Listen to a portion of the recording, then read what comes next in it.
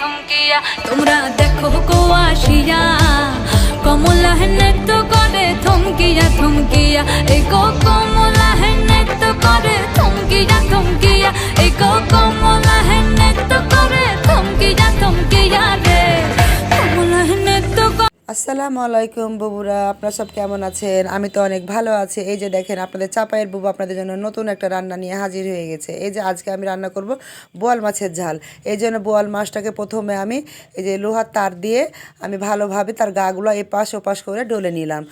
এই জন্য যে বোয়াল মাছের গায়ে লালাযুক্ত একটা ময়লা থাকা, এই তার দিয়ে ঘষা দিলে তা সেইটা দূর হয়ে যায়। আর দেখেন কি সুন্দর পরিষ্কার হয়ে গেছে।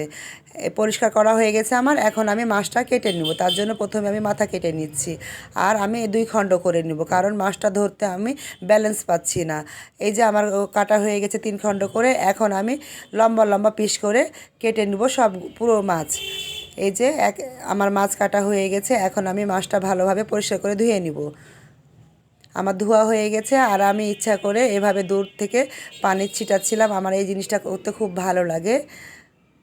এই যে আমার খুবই ভালো লাগে দেখতে। আমার ধোয়া হয়ে গেছে মাছটা। এখন আমি রান্নার কাজে চলে আসব। এই জন্য আমি ব্লেন্ডারে পিষে নিব আদা, রসুন, পেঁয়াজ, আর এই দিকে আমি নিব শুকনা মরিচ, ধনিয়া, জিরা, সবগুলো উপকরণ আমার না হয়ে গেছে। এখন আমি নিচ থেকে বেটে নিয়ে আসব। আর আমার বিট্টু বাবুকে দেখেন, আমি তাকে ধরে নিয়ে আসছি, সে খেলা করছিল। এখন আমি মাছের নাড়ি বুড়ি তাকে খেতে বললাম, আর এর ফাঁকে আমি রান্না করতে যাব। এই যে আমার মশলাগুলো বাটা হয়ে গেছে, আর এইদিকে আমি রান্না করতে যাব। আর দেখি রান্না করতে এসে আপনার ভাইয়া আমাকে চুলা ধরাতে হেল্প করছে। সে সব সময় আমাকে হেল্প করে থাকে। আর এই যে দেখেন, বিট্টু একটা প্রজাপতি দেখেছে, প্রজাপতি দেখে সে প্রজাপতিকে ধরবে, তার জন্য কি টার্গেট করছে দেখেন। আর এইদিকে আমার চুলাটা ধরে গেছে, আর আমি মাটির চুলায় রান্না করছি, মাটির হাঁড়িতে। আমার তো খুব ভালো লাগছে। আমি 22 বছর সংসারে কখনো মাটির হাঁড়িতে রান্না করিনি, এটাই প্রথম আমার হাঁড়ি। আমার তো খুব ভয় কাজ করছে। সব উপকরণগুলো আমি বেটেছি, সেগুলো প্রথমে আমি তেল গরম হয়ে গেছে দিয়ে দিলাম। আর এরপর দেবো আমি তেজপাতা, তারপর দিব লবণ, হলুদ, আপনাদের যেরকম মাছ থাকবে সেই অনুযায়ী পরিমাণ মতন সব মশলাগুলো দিই। তারপর দিলাম মরিচের গুঁড়া। এক এক করে আমার সব উপকরণ দেওয়া হয়ে গেছে। এখন আমি মশলাগুলো ভালোভাবে নেড়ে নিচ্ছি। আমার মশলা ভালোভাবে নাড়া হয়ে গেলে আমি পানি দিয়ে দিব মশলার গন্ধ যাওয়ার জন্য। এই যে আমি এখন পানি দিয়ে দিলাম। আমি মশলাটা নাড়তে থাকবো যতক্ষণ না তার গা থেকে তেল ছেড়ে যায় আর গন্ধ চলে যায়। যখন দেখবেন তেল ছেড়ে দিয়েছে তখন বুঝবেন আপনার মাছের মশলার গন্ধ চলে গেছে। তারপর আপনি মাছ দিয়ে দিবেন, দিয়ে কষাতে শুরু করবেন। আপনারা ইচ্ছা করলে মাছটা ভেজে নিতেও পারেন, কিন্তু আমি মাছটা ভাজলাম না, সরাসরি মশলার মধ্যে দিয়ে আমি কষিয়ে নিচ্ছি। এপিট ওপিট করে কষাতে থাকবো। এই যে ঠিক এইভাবে কষাবেন।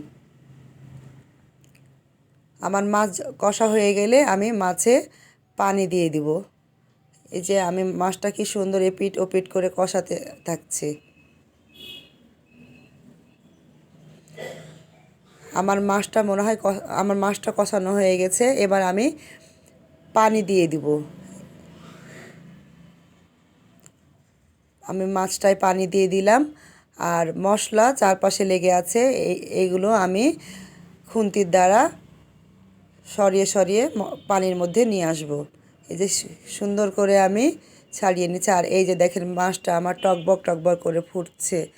তো দুঃখিত বন্ধুরা, আমার ক্যামেরাটা ঘুরে গেছে, এটা আমি এডিটিং করার সময় ঠিক করতে পারিনি, একটু কষ্ট হলো দেখবেন। আর এই যে আমার মাছ ফুটে টকবক করে ফুটে রান্না শেষ প্রায়। তো আমি ধনিয়া পাতা আর কাঁচামরিচ দিয়ে নিলাম।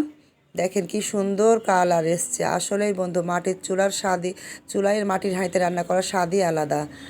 এই যে আমার হয়ে গেছে। তো এই যে আমি সুন্দর করে ঢেলে নিলাম। তো বন্ধুরা, ভালো লাগলে অবশ্যই লাইক, কমেন্ট, শেয়ার এবং সাবস্ক্রাইব করে দিবেন। এই যে আমি সুন্দর করে দেখেন কি সুন্দর কালার এসছে। তো আল্লাহ হাফেজ।